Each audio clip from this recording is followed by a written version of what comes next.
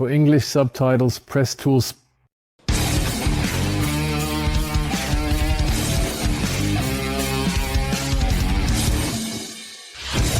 Hello to a new episode of ReptilTV. My intro animal for you today is an anaconda, specifically this legendary snake, which in this case is the Eunectes notaeus, the smaller of the anacondas, colloquially known as the yellow anaconda. Sometimes they can be a bit nasty, especially the yellows, even more so than the large greens. My colleagues said they could be nasty, but so far she's been well behaved. These yellow anacondas are only 2 to 3 meters long, so they're still relatively manageable for keeping in captivity. Anyone with a large terrarium can keep them. And a few news about the anacondas. There are now even 4 subspecies, including this yellow anaconda that I have here, Eunectes notaeus. Then there's the well-known large anaconda, so to speak, or the green anaconda, Eunectes murinus. And then there are now 2 new species. One is called Eunectes, I believe, and the other, beniensis. What's the name of that rainforest area again? Oh, she's even saving me now because I can't remember the name right now. We'll display it at the bottom, the 4 species. My intro animal for you today, unfortunately with a little mishap at the end. Today's topic is quite different from those anacondas we talked about earlier. It's actually about these pretty little crested geckos, now called Corallophus ciliatus, which used to be known as Rhacodactylus. The old expression racco still has some meaning, still not completely gone from the reptile keeping scene. Actually, they're now called Corallophus ciliatus. Here's an adult male, or a fully grown male, which would be a little bit bigger. But this is a normal adult size. We made a basic gecko episode about crested geckos 6 years ago. We made a basic gecko episode, a basic film, I meant to say, about the crested geckos, and we can display it below for anyone who wants to check it out again. But I want to show you or tell you about it again today, because on one hand, they've had such a success story in the reptile keeping scene. By now, there are more crested geckos in captivity than in the wild. They are bred in the tens of thousands or even hundreds of thousands. So it's a really great, perfect terrarium animal, and they've had quite a success story. On the other hand, it's also interesting how the geckos have made their way back into the reptile keeping scene. I want to tell you about that today as well. Geckos were nearly extinct, absent from the reptile scene. 30 years ago, there were none in the reptile keeping scene at all. And not just in the reptile keeping scene, there were also more or less none worldwide.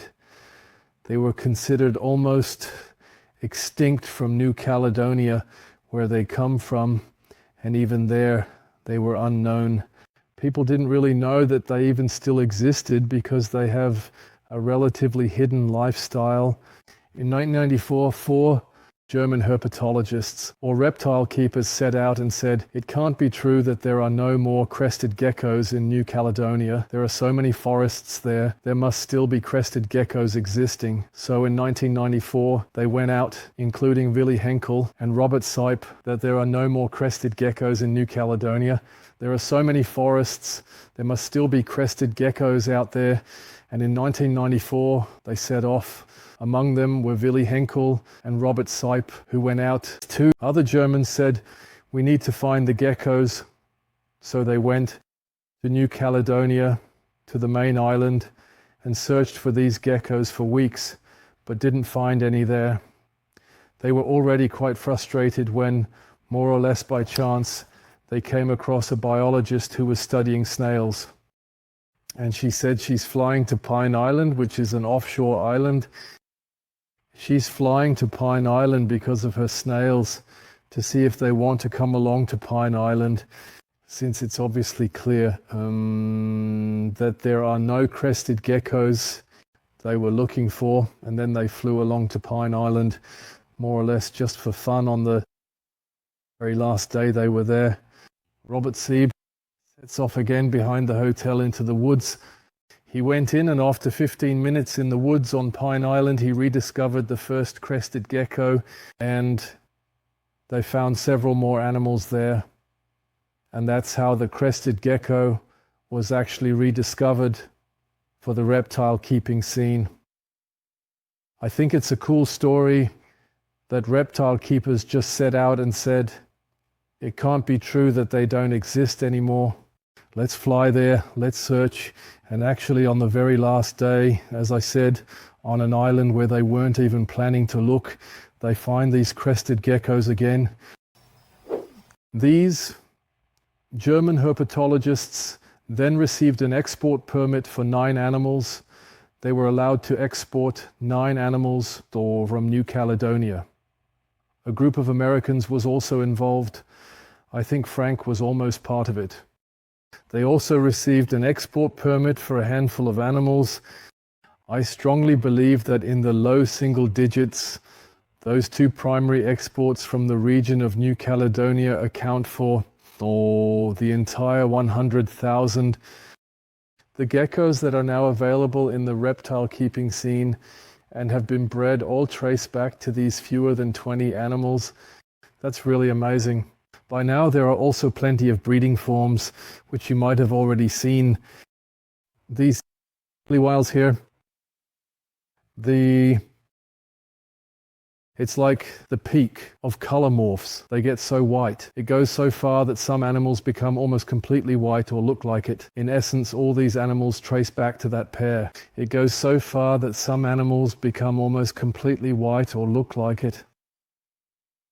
This is the highest achievement in crested gecko color morph breeding. What I mean to say is that all these animals trace back to that pair in the wild. It's really amazing and crazy how this terrarium animal has established itself. And as I said, in the reptile keeping scene, more crested geckos like in New Caledonia. So New Caledonia, this Pine Island.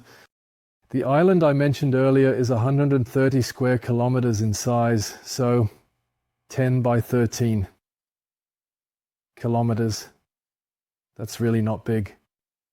On the main island, a population of crested geckos was also discovered, but apart from these 2 populations, there most likely aren't in fact any more of these geckos in the wild.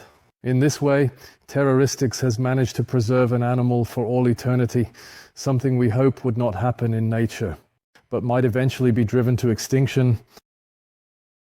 Now, I've told you the background, where they come from, and raved about how great they are.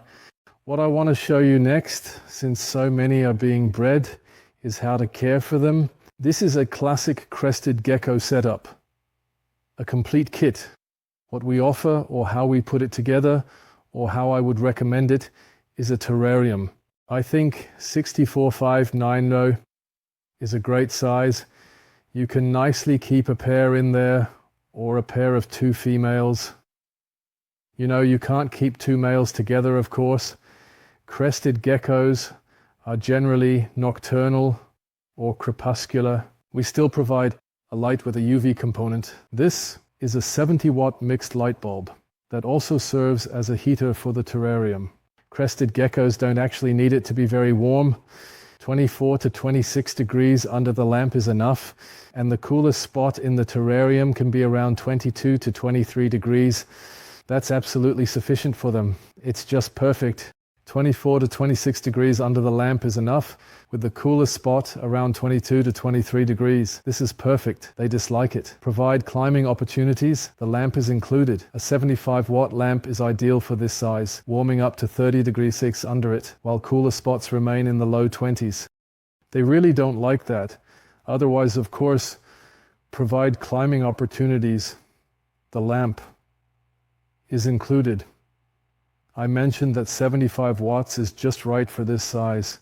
Under the lamp it gets warmer, maybe up to 30 degrees, but the cooler spots in the terrarium are in the low 20s. When it comes to their diet, the great thing is that they mostly eat a vegetarian diet, you can feed them with this fruit puree. Nekton has developed 3 different types of crested gecko food, which is the English term for Kronen gecko. You can really feed them well with that, adding minerals. I would definitely include the multi-mineral supplement, even though the fruit puree already contains minerals and vitamins, but I would still supplement a little bit. And then you can feed insects once a week, dusting the insects with minerals as well. Then you can really keep and breed crested geckos wonderfully.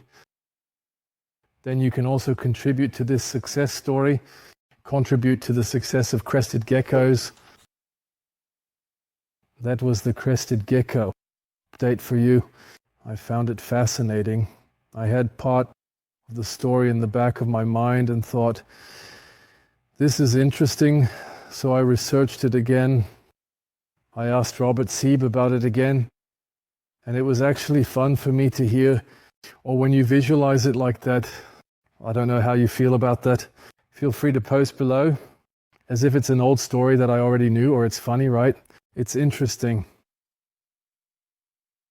Feel free to post below what you think about it, especially regarding the positive lists I mentioned in one of the recent episodes. In my opinion, crested geckos are a great example of how animals can really be preserved in the terrarium hobby. If you liked it, give it a thumbs up. Subscribe to the channel so you can catch more often.